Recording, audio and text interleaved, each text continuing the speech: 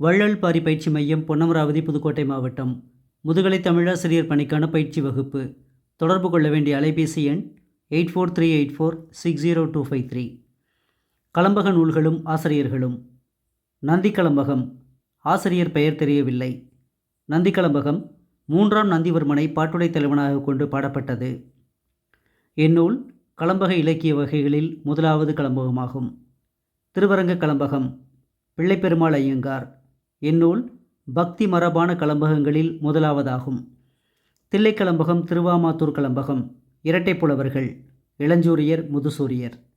Kachi Kalambakam Poondi Aranganatha Mudaliar. Kashi Kalambakam Kumaraguruparar. Madurai Kalambakam Kumaraguruparar.